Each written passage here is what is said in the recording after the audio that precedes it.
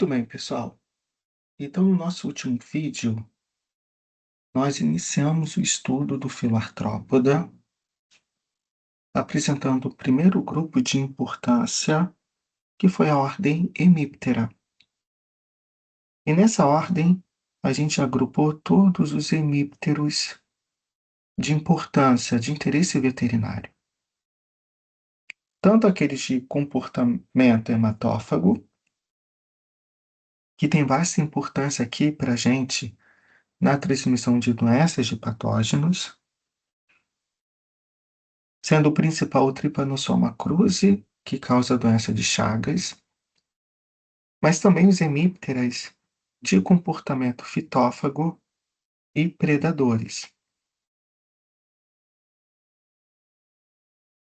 que são aqueles que se alimentam, respectivamente, de seiva e de outros insetos.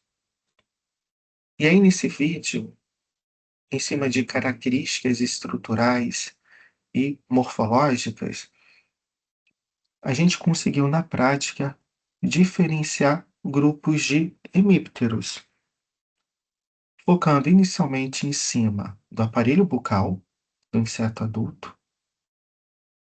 Vemos que os hematófagos trazem um aparelho bucal, todo ele peculiar, do tipo picador-sugador, um aparelho curto e retilíneo, mas uma outra estrutura que a gente detalhou bastante nesse vídeo e que inclusive tomamos no diagnóstico de espécies hematófagas é a localização do tubérculo antenífero. E o que seria esse tubérculo antenífero? É o local de inserção das antenas. E em cima da localização desse tubérculo, a gente conseguiu, na prática, diferenciar os principais gêneros de barbeiros transmissores da doença de Chagas. Muito bem, hoje, então, qual é a proposta do vídeo? Qual é a proposta da aula? A gente vai retomar o estudo do filo artrópoda, só que agora apresentando para vocês um outro importante grupo de insetos, uma outra importante ordem.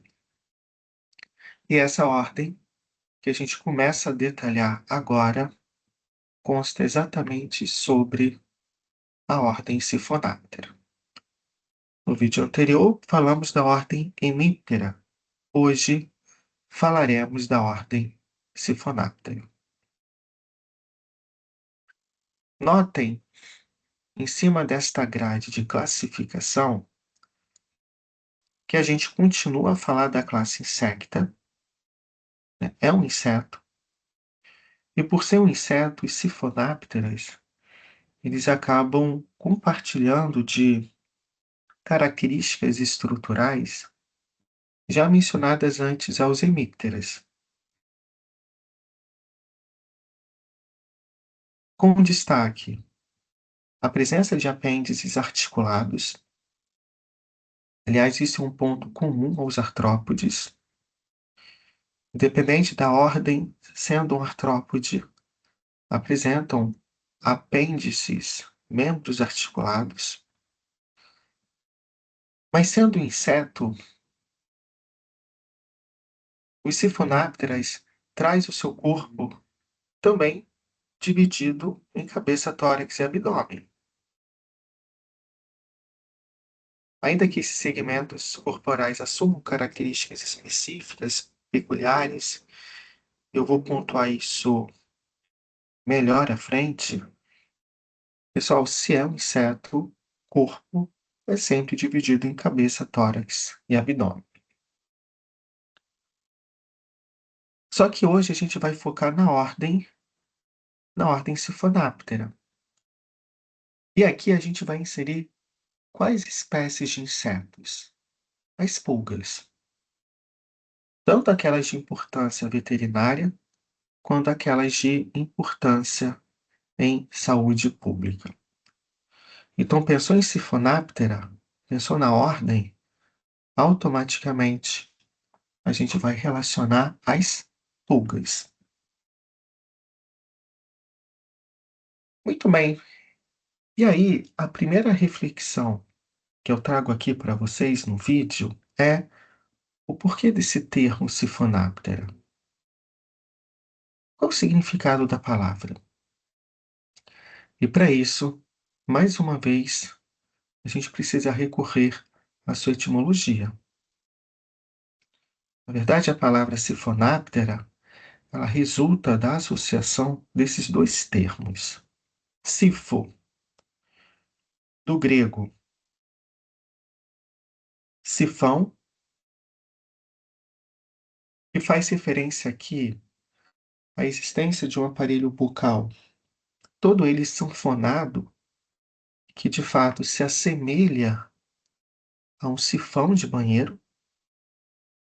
A gente precisa lembrar que na fase adulta do inseto, a pulga, ela tem um comportamento hematófago, ela se alimenta de sangue, e é justamente por intermédio desse aparelho bucal sanfonado que ela consegue acesso ao alimento dela durante o repasto, enquanto que o sufixo aptera indica o que para gente? A de ausência e píteros, asas. Então, diferente aos barbeiros, aos hemípteras, que a gente trabalhou no vídeo anterior, as pulgas não apresentam asas na sua estrutura. Não são insetos alados. E por isso o próprio processo evolutivo fizeram com que esses insetos fossem adaptados ao salto. Isso tudo para quê? Para facilitar o encontro do hospedeiro no ambiente. Então, com isso, a gente já reúne algumas características estruturais que a gente vai encontrar nos membros dessa ordem. A presença de um aparelho bucal em formato de sifão e ausência de asas. Então, hoje, a proposta do vídeo é muito simples. Eu vou trazer aqui para vocês os principais grupos de pulgas, os principais gêneros e as principais espécies. Em cima dessas espécies, eu vou dar importância veterinária. Afinal, qual é o real impacto que esses insetos exercem à saúde humana e à saúde animal? Qual a importância da ordem? E aí, como a gente vai discutir melhor à frente, pessoal, essa importância, basicamente, ela é explicada em cima do comportamento hematófago visto na fase adulta do inseto. Isso predispõe, no local de infestação, uma irritação, uma coceira. A isso nós denominamos tecnicamente de prurido. Então, leva um prurido local.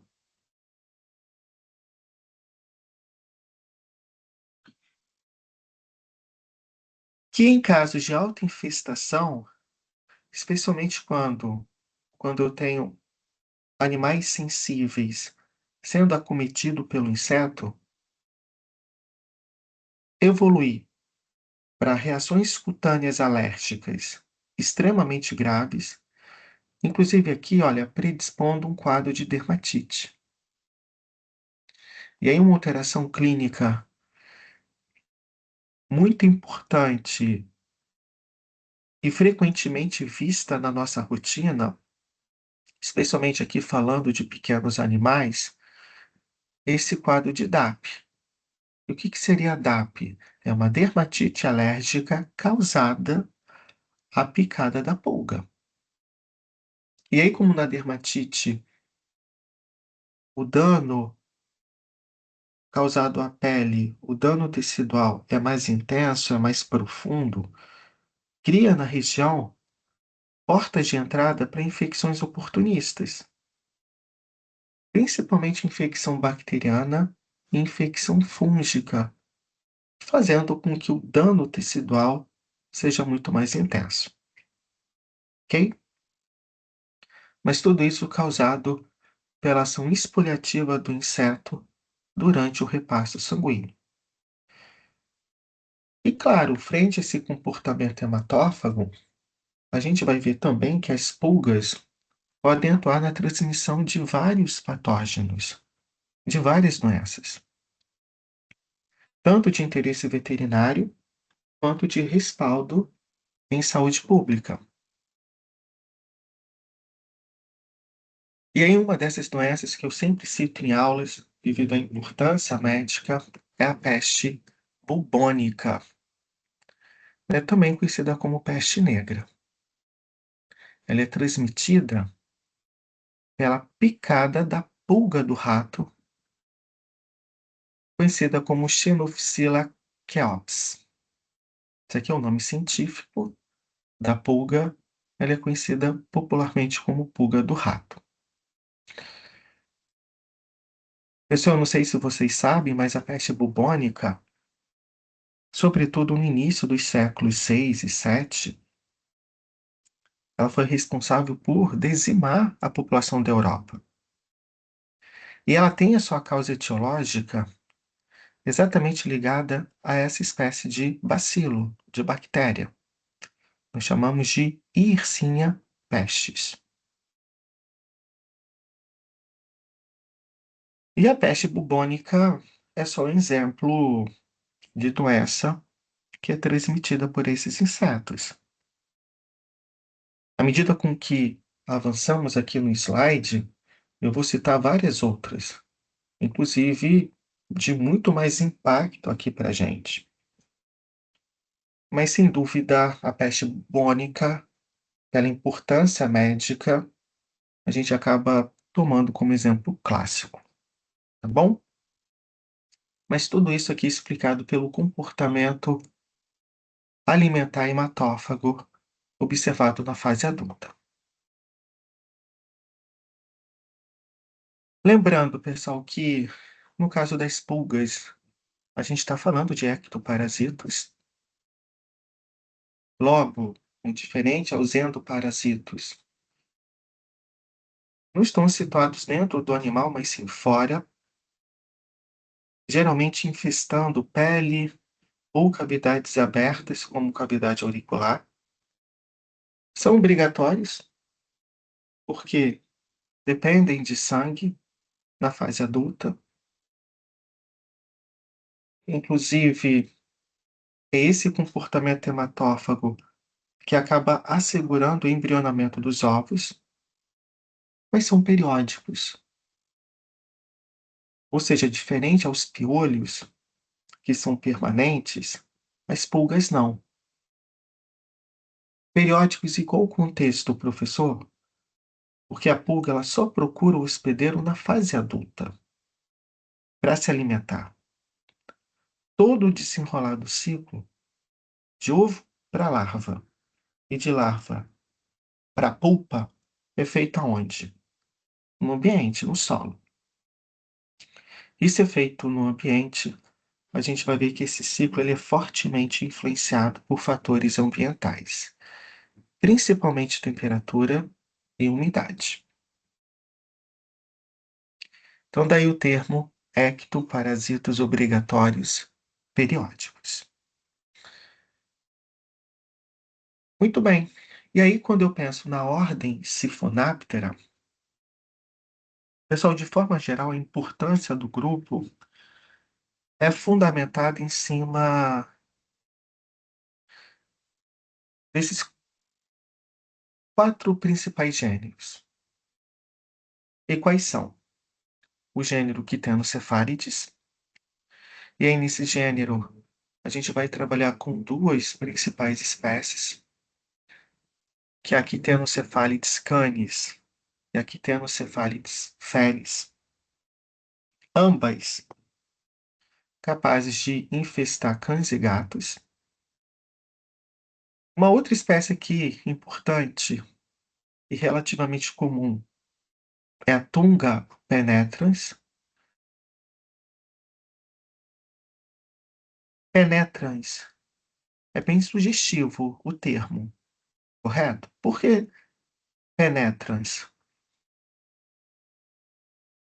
Devido ao comportamento peculiar apresentado pela fêmea uma vez fecundada.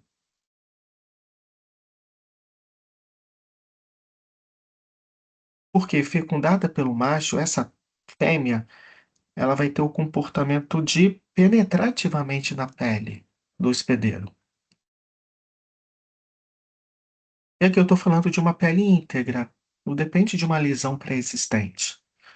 A gente vai ver que essa espécie de pulga, ela tem características estruturais que a permite isso, romper essa pele, levando uma doença que a gente denomina tecnicamente de tungíase, seria aqui o termo mais técnico, ou simplesmente bicho de pé, que é muito comum em zonas rurais. Então, o bicho de pé tem a sua causa etiológica exatamente ligada a essa espécie de pulga, devido ao comportamento apresentado pela fêmea uma vez fecundada. Uma outra espécie aqui também importante é a Pulex irritans. Essa aqui é conhecida popularmente como a pulga do homem. De fato, aqui para a gente, no contexto veterinário, ela não é tão importante, mas a gente vai ver que ela pode atuar na transmissão de algumas doenças, de alguns patógenos. E uma outra espécie aqui importante que eu não mencionei, por ato falho, é a Xenophila chaops. A gente vai falar um pouquinho dela também no vídeo de hoje, que é a pulga do rato, que é o principal vetor quando eu penso em peste bubônica. Importante dizer que, formando a ordem Siphonáptera, existem outras espécies de pulgas. De fato, a gente está falando de um grupo de alta variabilidade genética, mas aqui as mais importantes e aquelas que a gente vai realmente focar no vídeo são essas, tá? Quitenocephalides, Tunga, Pulex e o gênero Xenophila.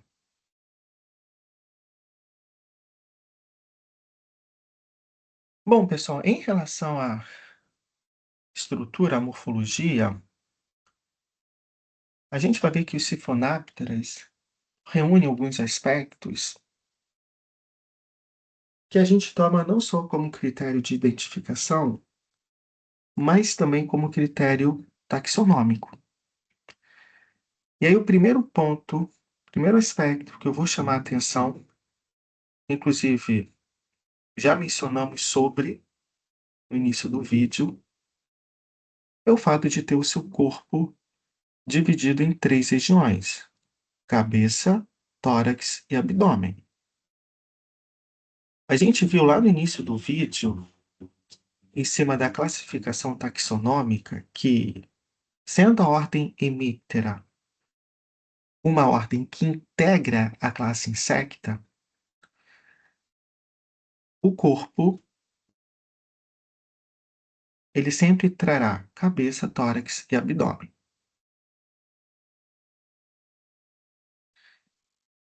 Esse tórax, e agora eu estou falando de uma característica que é exclusiva aqui da pulga, né, diferente aos outros insetos, ele é dividido em três porções. Uma porção mais anterior, que eu vou chamar de pronoto, uma região mais intermediária, que eu vou chamar de mesonoto, e uma região final, que nós chamamos de metanoto.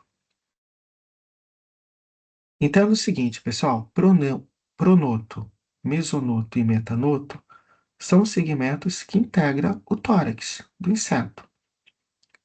E é justamente aqui, no tórax, a região a qual se inserem os 3 pares de membros.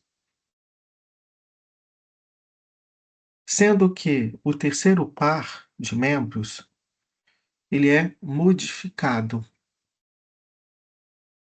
Modificado para quê, professor? Para o salto. Tanto é que, se a gente compara o terceiro par com o primeiro e o segundo par de membros, além de proporcionalmente maior, ele é muito mais robusto. E é justamente isso que permite o inseto saltar no ambiente a fim de encontrar um hospedeiro suscetível. Enquanto que o abdômen, por sua vez, ele é longo, né? Ele é formado por aproximadamente 10 segmentos que mostram-se imbricados um em relação ao outro. E é exatamente aqui, pessoal, nos últimos segmentos abdominais, a região a qual encontramos as genitálias masculinas e femininas. Então, um ponto aqui interessante da gente fazer o dimorfismo sexual, ou seja, a diferenciação entre machos e fêmeas, é justamente analisando os últimos segmentos abdominais. Bom, ainda ligado à estrutura, à morfologia do inseto adulto, a gente precisa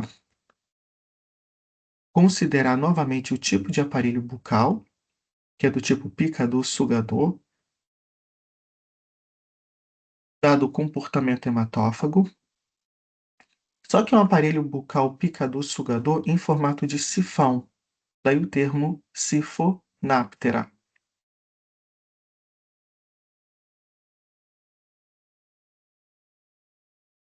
Daí o termo sifonáptera. E aí um ponto também interessante que merece menção, falando de morfologia, diz respeito aqui ao acentuado dimorfismo sexual entre machos e fêmeas. E quando eu falo de dimorfismo sexual, eu me refiro a quê? A diferenças estruturais que a gente vai encontrar no macho e que não é observado na fêmea. Bom, pessoal, no caso aqui das pulgas, esse dimorfismo sexual, ele é feito em cima de 2 pontos, né, de 2 parâmetros. O primeiro, tamanho. Isso porque as fêmeas são sempre maiores e mais robustas quando a gente compara aos machos, que são sempre menores e mais delgados. Mas como eu mencionei antes, esse dimorfismo sexual, ele pode ser feito analisando os últimos segmentos do abdômen. De fato, aqui a imagem, a projeção, ela não ajuda, mas os machos, e apenas os machos, traz na porção final desse abdômen, lá no sétimo, no oitavo segmento, um órgão longo, fortemente quitinizado, em formato de gancho, que nós chamamos de edeago. Eu vou avançar aqui alguns slides para ver se eu tenho uma foto melhor, que melhor elucida a estrutura do edeago. Mas o que que seria, pessoal, esse edeago? Olha só, aqui nessa imagem, a gente consegue observar claramente a presença desse edeago. O que que é esse edeago? Nada mais é do que um órgão copulador masculino. É o edeago que, durante a etapa de cópula, vai ser introduzido no canal vaginal da fêmea, visando a liberação dos gametas. Perfeito? Mas o edeago, novamente, é uma estrutura encontrada apenas nos machos. Enquanto que as fêmeas, por sua vez, traz na porção final desse abdômen uma estrutura chamada de espermateca. E qual que seria o papel, a função da espermateca? Armazenar os espermatozoides, que foram liberados durante a etapa de acasalamento. Então, aqui na ordem Siphonaptera, né, basicamente esse dimorfismo ele é feito em cima desses dois pontos: tamanho dos exemplares e analisando os segmentos finais desse abdômen. Lembrando que aqui o exoesqueleto ele é formado por uma espessa camada de quitina escorregadia. E se vocês separarem bem, todo o corpo do inseto adulto ele é revestido por um conjunto de cerdas. E o que seriam essas cerdas? São pelos, que no caso aqui das pulgas, mostram-se voltadas para trás. Esses pelos auxiliam a pulga a se deslizar entre penas e os pelos dos hospedeiros, ao mesmo tempo que as impossibilitam andar para trás. Então, pela própria disposição dessas cerdas, as pulgas elas não se movimentam para trás, apenas para frente.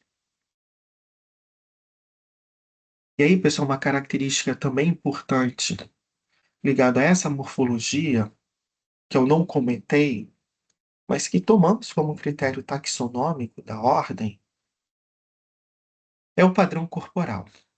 Isso é um ponto importante e que merece menção. Por quê? Porque ainda que o corpo ele seja dividido em cabeça, tórax e abdômen, pessoal, notem o padrão corporal. A gente está falando de insetos que traz um corpo achatado lateralmente. E não mais dorso-ventralmente, como a gente viu na ordem hemíptera. Não, a pulga ela é achatada lateralmente. Isso tudo para facilitar o deslocamento do inseto entre penas e pelos. Tem outros aspectos estruturais, morfológicos? Tem, né? Mas em suma, de mais importante, pensando no inseto adulto, é o que eu coloquei nesses slides, tá bom? Bom, em relação ao ciclo, né, o ciclo de vida, a gente vai iniciar o entendimento do ciclo pela presença das formas adultas do inseto, machos e fêmeas, que estão aonde? Frequentemente sobre o animal, exercendo uma ação parasitária, ok?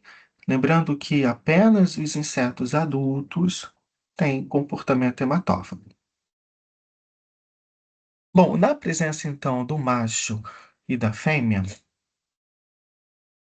eles iniciam uma etapa de cópula sobre o animal, que se faz como? Por fecundação cruzada. E se faz por fecundação cruzada, aqui a gente vai ter troca de gametas?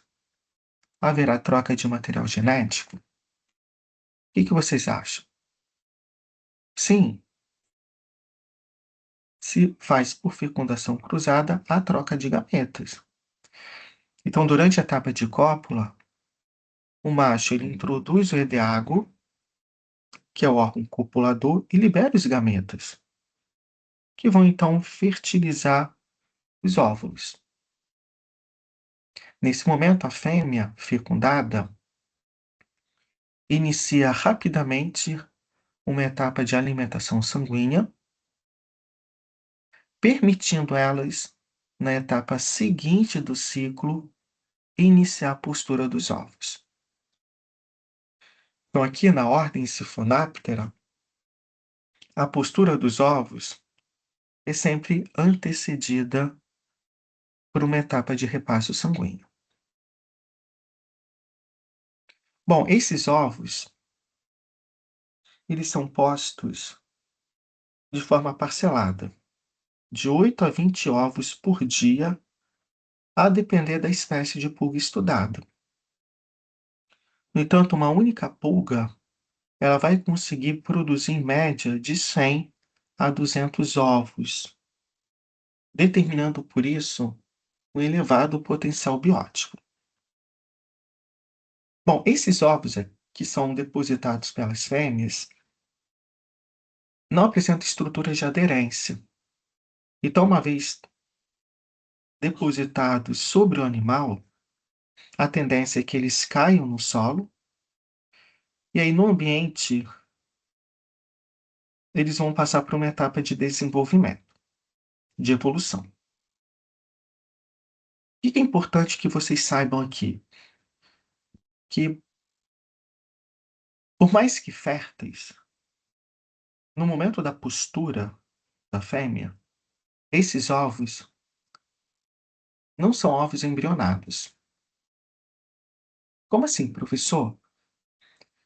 Entenda que ele não traz ainda no seu interior, completamente formado, o embrião, que é a larva de primeiro estágio. Então, para a continuidade do ciclo, é fundamental que esses ovos passem primeiro por uma etapa de embrionamento, de maturação. E como esse processo está ocorrendo no ambiente, essa maturação ela é influenciada por fatores ambientais, temperatura e umidade. Em condições ideais, esse embrionamento ele é rápido. Ele vai levar, em média, 5 a 7 dias para ser concluído. Porém, quando as condições do ambiente não forem ideais, isso pode se estender por semanas. Fato é, concluída a etapa de embrionamento,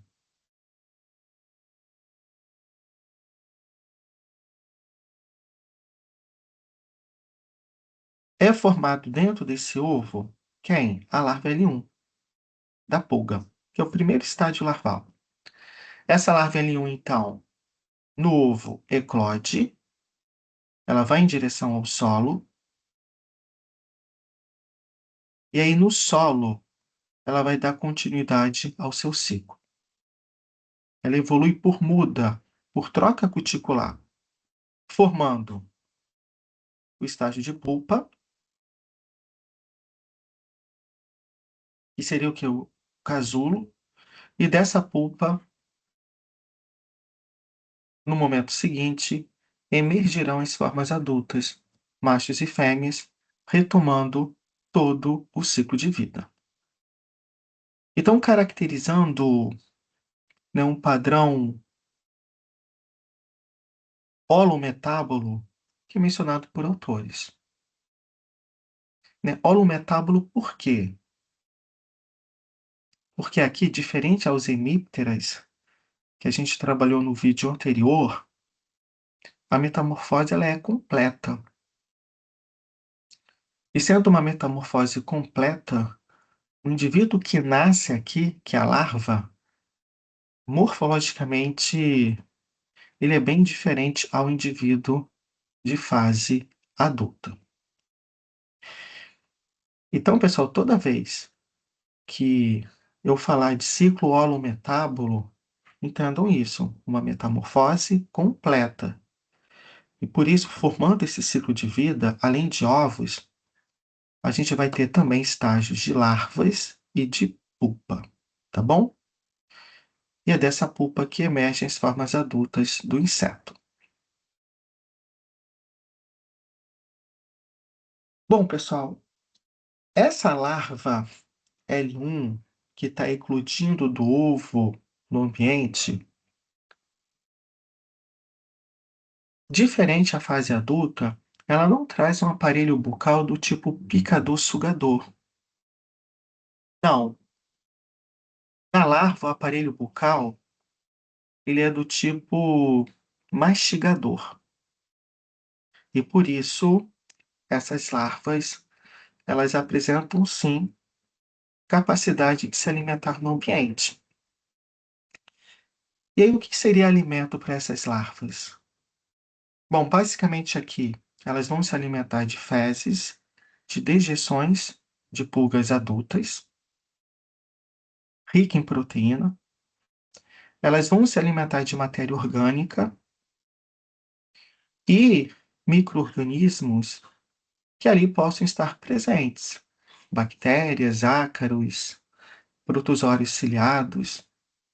Tá, tudo isso é alimento para a larva. Elas são ápodas, o que significa que não apresentam patas, não apresentam membros. E diferente também da forma adulta, elas assumem um aspecto vermiforme, ou seja, traz um corpo alongado, segmentado, de natureza cilíndrica. Essa fase larval, ela é formada por 3 estágios, tá, de desenvolvimento. Então notem, no que formou a larva L1, no ambiente, no solo, ela evolui gradativamente por ectise, envolvendo troca de cutícula. Isso vai permitir ela agora formar a larva L2 e a larva L3, ou de terceiro estágio. E é exatamente a larva L3 a responsável por tecer um casulo viscoso para dar origem à pulpa, que seria o próximo estágio desse ciclo. Pessoal, em condições ideais, essa fase larval do ciclo, ela pode levar em torno de 7 a 15 dias, aproximadamente.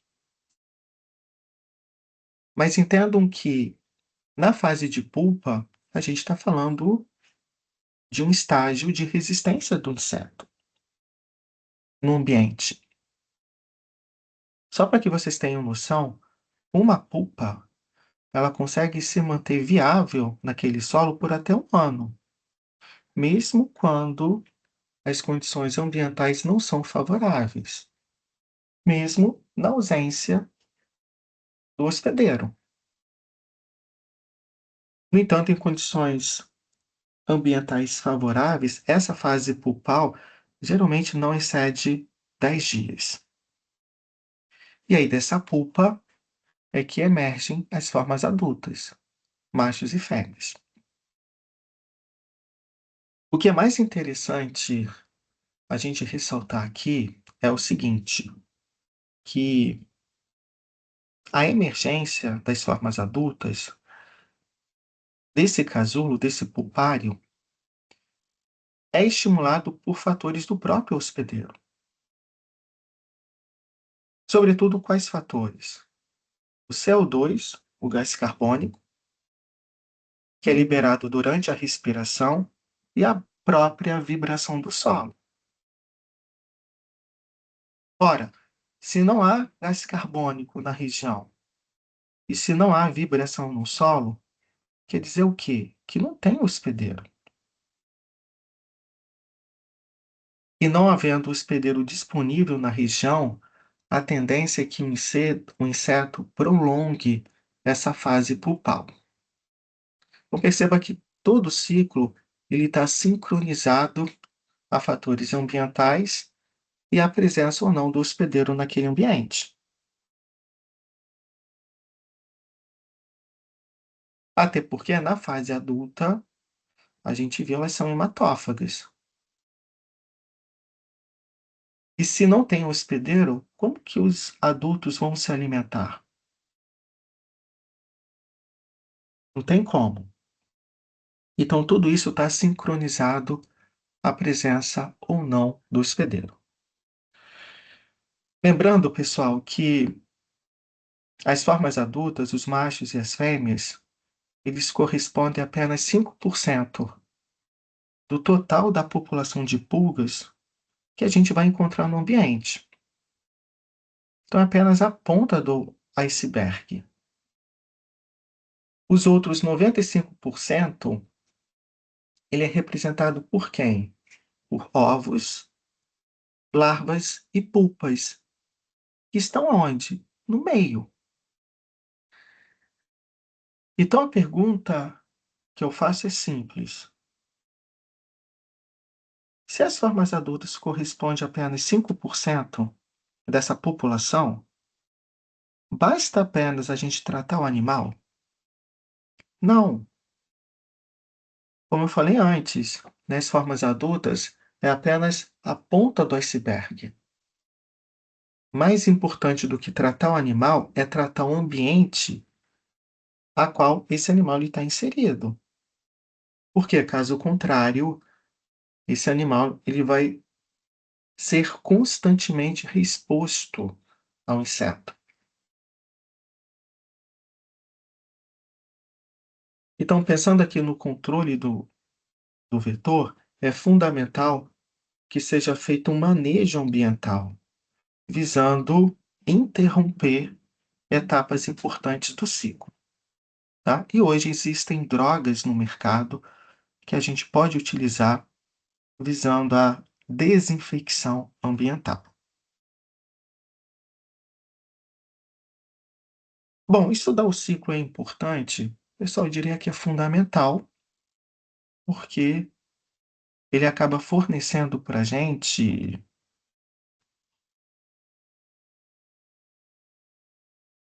informações valiosas de como intervir corretamente nessa dinâmica. Porém, mais importante do que estudar o ciclo é estudar a identificação desses insetos. Afinal, como que na prática a gente vai diferenciar gêneros e espécies? E aí, para isso, a gente precisa focar em algumas estruturas, tá? Em algumas morfologias. Bom, pensando aqui no contexto veterinário, dos gêneros que a gente vai encontrar formando a ordem, sem dúvida a principal, o gênero mais importante é o gênero Quitenocephalids. E como a gente mencionou lá no início do vídeo, nesse gênero a gente trabalha com duas principais espécies, que é a Quitenocephalids canis e a Quitenocephalids felis. E apesar do nome, Quitenocephalids canis pode também infestar felinos e Quitenocephalids felis pode também infestar cães. São as principais espécies de pulgas quando eu penso em cães e gatos. E aí a pergunta que faço é o porquê do termo quitenocephalides. Bom, na verdade, a palavra quitenocephalides surge devido à presença de quitenídeos que essas pulgas carregam na sua estrutura. E o que seriam esses quitenídeos, professor? São cerdas espessas e fortemente quitinizadas que esses insetos carregam tanto na região de tórax quanto na região cefálica. Então, como eu indico aqui para vocês nesse slide, na quitenocephalides, a gente vai conseguir, claro, com auxílio de microscopia, identificar dois tipos principais de quitenídeos. Um quitenídeo genal, que é aquele que está situado bem próximo ao aparelho bucal sanfonado, chamamos de quitenídeo genal, e um outro grupo de quitenídeos que está situado no primeiro segmento do abdômen, que nós chamamos de quitenídeo pronotal. Então, viu a presença de quitenídeos, a gente está falando de quiternocefálides. Professor, tem alguma função, tem algum papel esses quitenídeos? Bom, o que alguns autores falam para a gente é que, por serem cerdas espessas e fortemente quitinizadas, esses quitenídeos, na verdade, atuariam como estruturas de aderência do inseto, facilitando a sua fixação aos pelos. Mas não está muito bem certo se é realmente essa função. De qualquer forma, é uma estrutura que a gente toma como critério de diagnóstico, tá? Como critério taxonômico.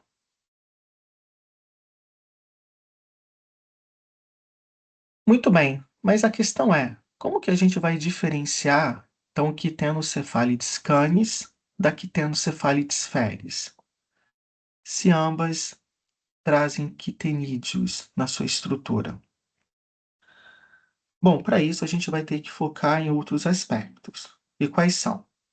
O formato da cabeça do inseto, ou que chamamos de fronte, e o tamanho do primeiro quitenídeo genal. Então, na Quitenocephalides canis, né, essa região aqui cefálica, que eu vou chamar de fronte, ela é bem arredondada, enquanto que o primeiro quitenídeo genal, ele é bem menor quando a gente compara aos demais quitenídeos, às demais cerdas. Então, isso é um ponto que a gente vai tomar na identificação da espécie. Enquanto que Quitenocephalides felis, por sua vez, traz uma cabeça com fronte mais oblíquo, mais longo, não é tão arredondada quando a gente compara Quitenocephalides canis. E se vocês repararem bem, o primeiro quitenídeo genal, ele é levemente menor ou do mesmo tamanho quando a gente compara os demais quitenídeos. Então, para que a gente possa diferenciar essas duas espécies, só com auxílio de microscopia, focando nesses dois pontos: o formato do fronte e o tamanho do primeiro quitenídeo genal, tá? Lembrando, pessoal, que a Quitenocephalides felis das espécies é aquela mais facilmente encontrada infestando cães e gatos. E aí, quando eu penso em importância veterinária, a gente já discutiu, né? Essa importância, basicamente, ela decorre do comportamento hematófago, da forma adulta. Isso acaba causando no local de infestação uma coceira, um prurido. Inclusive aqui, olha, predispondo a área de alopecia, que é perda de pelo. Podendo, em casos de alta infestação, evoluir para reações cutâneas alérgicas, inclusive um quadro de DAP, de dermatite alérgica à picada de pulga. Isso aqui favorece infecções oportunistas, infecções bacterianas, agravando o quadro. No entanto, frente ao comportamento hematófago, discutimos também que as pulgas podem atuar como vetores na transmissão de patógenos. Dentre esses patógenos, eu vou chamar a atenção aqui para dois. O primeiro, ó, é o Dipylidium, que é um gênero de Cestoda de Tênia. Ele está onde? A forma adulta está presente no intestino delgado de cães e gatos. E o Dipylidium, pessoal, isso é importante que vocês saibam, eles utilizam a pulga como hospedeiros intermediários. Então, como que o cão e o gato pega a dipilidiose? Pega o dipilídeo ao se coçar e ao ingerir uma pulga infectada. Estando a pulga infectada pelo dipilídeo, ela traz na cavidade geral, na hemocele, uma forma larval da tênia, que nós chamamos de larva cisticercoide. E aí, lá na luz intestinal do cão, essa larva cisticercoide, ela é desencistada e é ela que vai se desenvolver até formar o verme adulto, chamado dipilídeo. A dipilidiose, ela tem sido associada a quadros de enterites nesses animais. O que seria essa enterite? É uma inflamação de epitélio intestinal, diarreia, quadros de constipação e prurido anal. E ela tem a pulga como hospedeiro intermediário. Mas além desses todos, né, a literatura ela já confirma para a gente também o potencial envolvimento desses insetos na transmissão de outros patógenos, incluindo a dirofilária, Imites, que é o famoso verme do coração. Ainda que a dirofilária tenha como principal vetor, isso é fato, né, espécies de mosquitos, Culex, Aedes e Anopheles, já existem trabalhos experimentais demonstrando o potencial envolvimento de pulgas também na transmissão desse nematóide. Perfeito? Então a gente está falando de fato de uma bomba relógio, uma bomba biológica que pode atuar na transmissão de várias doenças, de vários patógenos. Bom, pessoal, uma outra espécie, se bem que muito menos importante aqui para a gente, é a Pulex irritans. Essa aqui ela é conhecida popularmente como a pulga do homem. E por que ela recebe esse nome? Porque no caso da Pulex irritans, o homem ele é o principal hospedeiro natural. Claro, na ausência do homem, a Pulex pode infestar outros animais? Pode. Por exemplo, a literatura já confirma para a gente casos de infestação natural em cães, em felinos, aves, roedores. Né? Mas, de fato, a principal espécie envolvida é o homem. E aí, pessoal, quando, né, a gente analisa a morfologia da Pulex, qual é o principal critério que a gente vai tomar nessa identificação? Simples, ausência de quitenídeo. Então, diferente da quitenocephalides, que a gente viu há pouco, a Pulex, ela não traz nem quitenídeo genal, nem quitenídeos pronotal. Então, não tem quitenídeo, a gente já vai classificar como sendo Pulex. Claro, tem outros aspectos, tem outros parâmetros? Tem.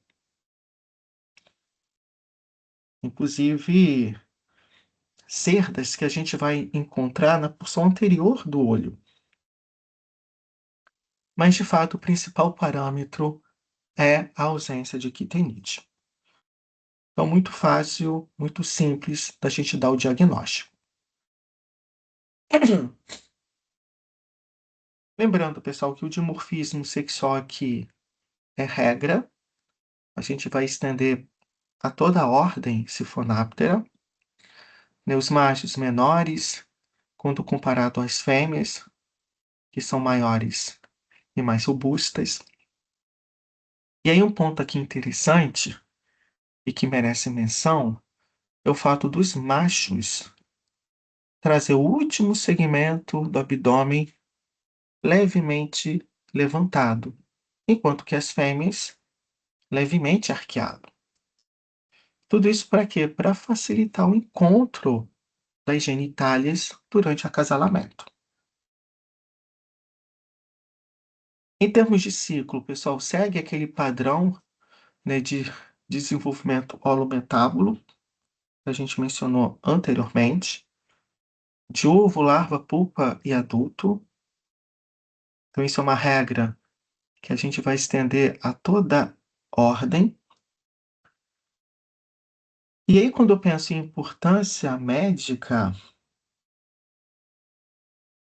a principal é o fato da pulga atuar como vetores na transmissão de doenças. E embora não seja o principal gênero responsável por transmitir a peste bubônica, pessoal, a pulga do homem, ela já foi confirmada como sendo um potencial vetor, tá? Então a literatura indica isso pra gente. Não é o principal, né? A principal espécie de pulga transmissora da peste é a Xenophila, que é a pulga do rato. Porém, trabalhos já indicam o potencial envolvimento dessa espécie também. Mas ela também pode transmitir o tifo, ela pode transmitir espécies tênias. Então, é uma bomba biológica também na transmissão de vários patógenos.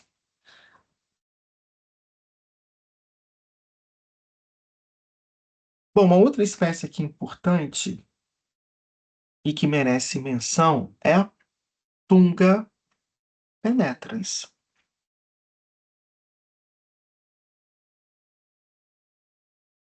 Os dois primeiros gêneros que eu trouxe aqui no vídeo, Quitenocephalides e Pulex, taxonomicamente, eles se inserem dentro da família Pulicidae. Então, a família Pulicidae é uma família que integra a ordem Siphonáptera. Né, a Tunga não. A Tunga, ela está presente dentro da família Tungidae. Eu pensei que eu tivesse trago aqui a classificação taxonômica, mas por algum motivo ela não está aqui. Bom, então dentro da família Tungidae, a gente trabalha apenas com um único gênero de importância, que é o gênero Tunga. E nesse gênero a gente vai encontrar algumas espécies de tungas. Porém, a principal, a mais importante, é aquela que a gente vai focar aqui, é a Tunga penetrans, que causa uma doença importante chamada tungíase ou simplesmente bicho de pé. Bom, a Tunga penetrans tem o homem como principal hospedeiro, o homem e suínos, por isso relativamente comum em sistemas de criação de suínos e pocilgas.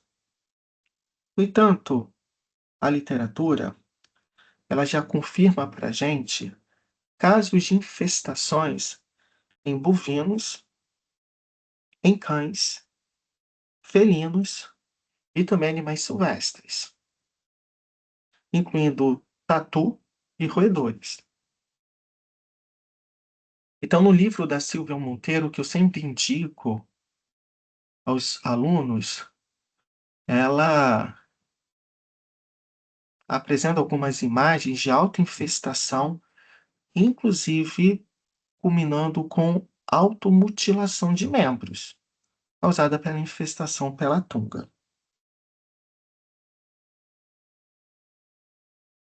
Então, ainda que não tenha uma alta especificidade, a gente percebe que tem uma preferência, tá? A infectar humanos e suínos. Bom, pessoal, em relação ao ciclo, segue aquele padrão holometábulo que a gente vem discutindo. É um ciclo, ele vai ocorrer de forma igual, exceto por esse comportamento da fêmea. Porque, fecundada pelo macho, qual é a tendência natural? É que essa fêmea ela perfure a pele do animal. E aqui eu estou falando de uma pele íntegra, não depende de uma lesão pré-existente. Entenda que a pulga adulta, ela traz recursos que vai permitir ela, uma vez em contato com essa pele íntegra, transpor ativamente o tecido, de modo a deixar apenas a região posterior do abdômen em contato com o meio externo. Por quê? Porque exatamente aqui na porção final desse abdômen, a região a qual encontramos o ovipositor, que é a estrutura responsável pela expulsão dos ovos. Então, no que penetrou na pele, já fecundada, essa pulga, ela passa a se alimentar intensamente de sangue, ela passa por uma etapa de repasse sanguíneo, tornando-se aqui completamente engurgitada. Então, repare que o abdômen dessa pulga agora ela está tumefeito, está repleto de ovos e sangue. Nesse momento, essa pulga, pelo ovipositor, começa agora a liberar os ovos, que então no ambiente vai dar continuidade ao ciclo. No solo, esses ovos passam por etapa de embrionamento, vai formar a larva L1, que então eclode, e no ambiente essa larva L1, por muda, envolvendo troca cuticular, evolui para formar a larva L2, a larva L3, pulpa, que é o casulo, e da pulpa, machos e fêmeas, reiniciando todo o ciclo de vida.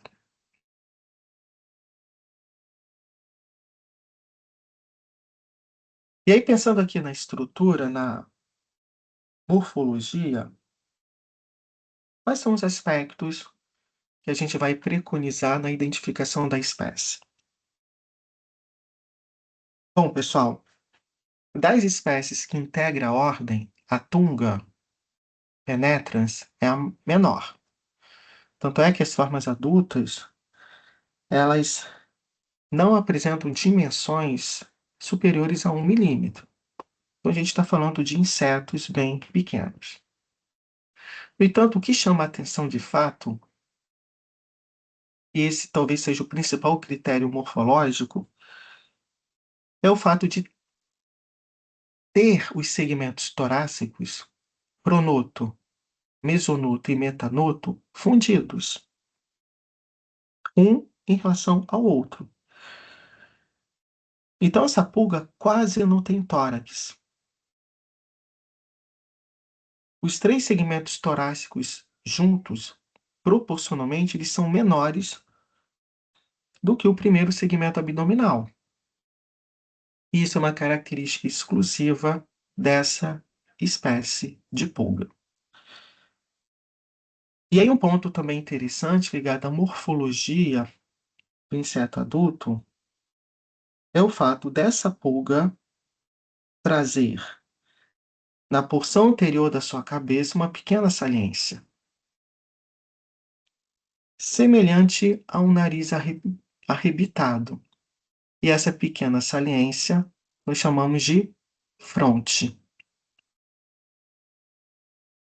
Inclusive, pessoal, é por intermédio do fronte que vai permitir essa pulga, claro, em contato direto com a pele, transpor ativamente, iniciando então uma etapa de infecção.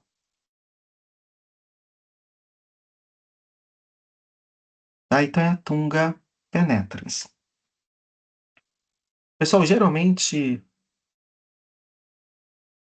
essa pulga ela vai se localizar onde no hospedeiro? Nos espaços interdigitais.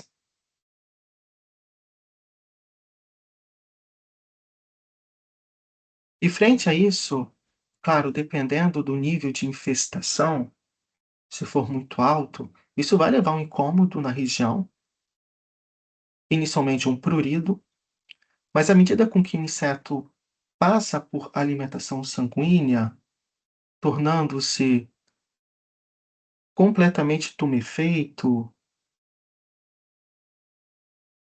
essa sensação de prurido, ela é substituída por uma sensação dolorosa, o que vai levar esse animal agora a ter quadros de claudicação. E como ali eu tenho uma lesão causada no tecido cutâneo, isso abre portas para infecções oportunistas, principalmente infecções bacterianas. Então a literatura, ela já reporta para a gente casos de infecção por Clostridium tetani e Clostridium perfringens em consequência à infestação por Tunga penetrans, devido ao dano tecidual que esse inseto leva aos espaços interdigitais, tá bom? Então é sim uma espécie importante que pode afetar tanto a espécie humana quanto outros animais domésticos. E aí a gente vai finalizar essa abordagem apresentando a última espécie de importância, que é a Xenophila chaopes, conhecida popularmente como a pulga do rato. Bom, é importante dizer que a gente está falando de uma espécie que é cosmopolita, e quando eu falo cosmopolita é porque está presente em todo o mundo, tem uma distribuição mundial. E aí, quando eu penso em características estruturais morfológicas, o que caracteriza essa espécie? Bom, o principal aspecto está aqui, ó. É o fato de trazer uma mesopleura dividida, né, em duas partes. Então, se a gente observa essa imagem aqui de microscopia, a gente percebe que dividindo a região da mesopleura, ela traz uma espécie de fissura. Isso é algo observado apenas para esse gênero de pulga. Tanto é que é o principal quesito tomado na identificação da espécie. E outro ponto aqui também importante é o fato da Xenophila não trazer na sua estrutura quitenídeos. Então, a própria ausência de quitenídeo acaba sendo um parâmetro também importante nesse diagnóstico. Bom, quando eu penso em importância médica, ela está bem aqui demonstrada.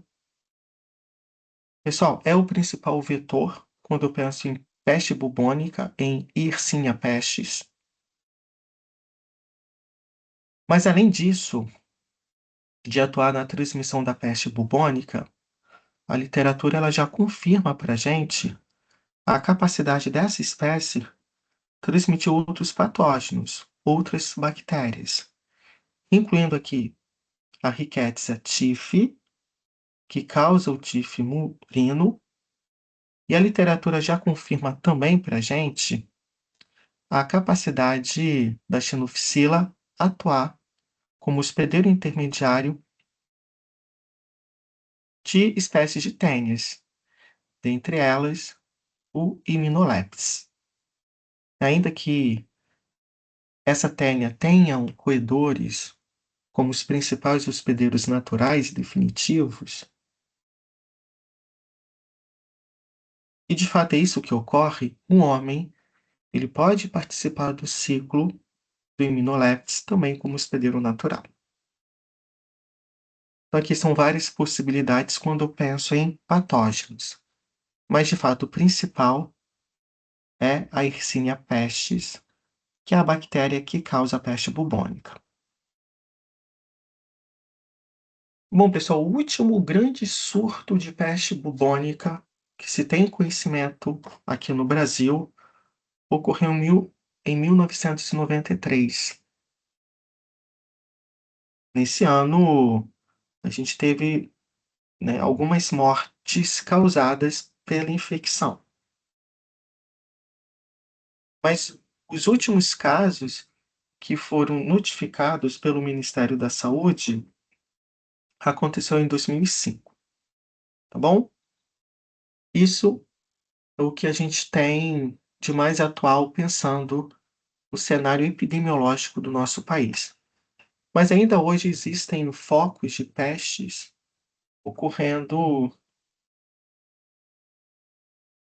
em todo o país, porém que não são notificados.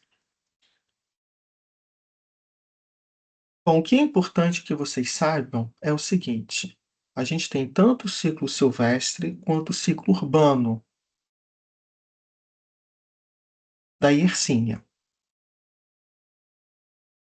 No início, falávamos apenas de uma doença silvestre, que estava restrito ao meio selvagem. No entanto, devido à interferência humana, como desmatamento, aquecimento global e a própria migração, o ciclo que antes estava restrito ao meio silvestre, ele se adaptou ao meio urbano. E no meio urbano, a gente tem dois principais roedores que vão atuar como reservatórios da bactéria, como mantenedores desse ciclo. E quais são esses roedores? O Ratus ratus, que é conhecido popularmente como o rato do telhado, e o Ratus norvegicus, que é conhecido como rato do esgoto. Esses roedores têm um papel importante no ciclo porque eles agem como reservatórios.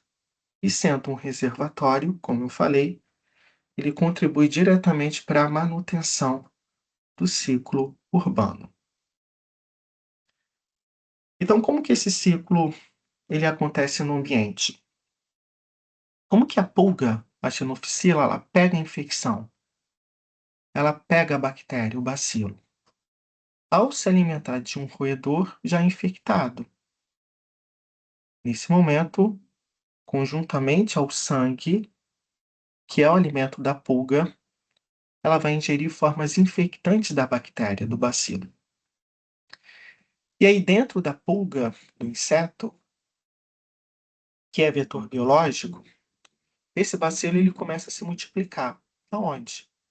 Estômago da pulga, em uma região que nós chamamos de proventrículo.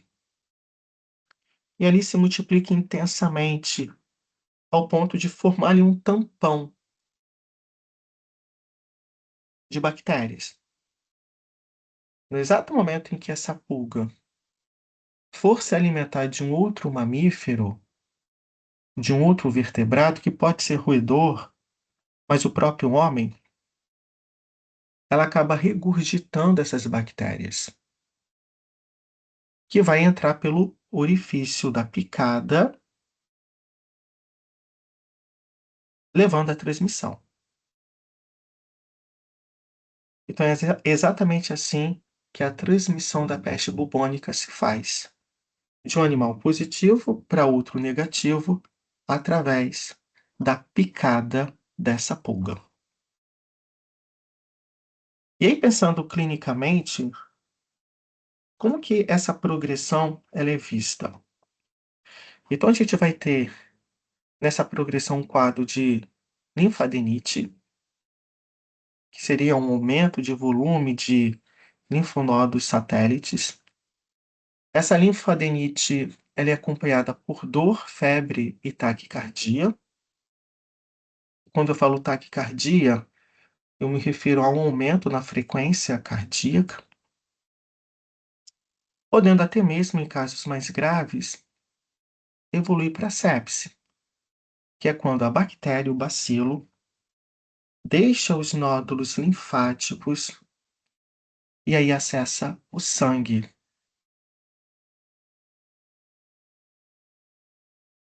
E nessa forma séptica, pelo sangue, essa bactéria, ela pode acessar diferentes órgãos, inclusive o pulmão, levando a uma pneumonia. E aí, na pneumonia, a gente tem um comprometimento de todo o tecido, de todo o parênquima pulmonar. Então, nessa forma séptica pneumônica, a taxa de letalidade é quase 100%. Bom, o diagnóstico ele é feito pela identificação da bactéria, do bacilo. Isso pode ser feito a partir da punção ganglionar, através de secreções brônquicas, ou numa fase séptica, através da hemocultura. Então, diagnóstico, aquele é um diagnóstico direto e visa identificar o patógeno, a bactéria. E aí, confirmada a infecção, a gente tem que tratar o paciente utilizando bases farmacológicas específicas. Hoje, o principal antibiótico utilizado no tratamento é a streptomicina, que pode ser administrada tanto por via intramuscular quanto por via intravenosa, tá? O tratamento ele é longo, por 14 dias, mas entrando corretamente com a base, antibiótico, streptomicina, a possibilidade de cura é muito alta. Por que ela foi responsável, então, por dizimar milhares de pessoas? Porque na época não se sabia disso. Inclusive, a gente nem tinha antibiótico. Por isso que a taxa de letalidade na época foi muito alta, tá bom? E aí um ponto interessante aqui, pessoal, o termo peste negra resulta exatamente de quadros de necrose que a gente vai observar especialmente na fase séptica da infecção. E aí, necrose, eu estou falando de morte celular. Compromete a perfusão tecidual. E aí, nesse caso aqui, o tratamento é cirúrgico e visa exatamente a amputação do membro, tá bom? Bom, com isso a gente finaliza o estudo da ordem Siphonaptera. Qualquer dúvida, mandem mensagens que a gente tenta da melhor forma sanar essas lacunas, tá bom? Qualquer dificuldade, entre em contato para que a gente possa sanar.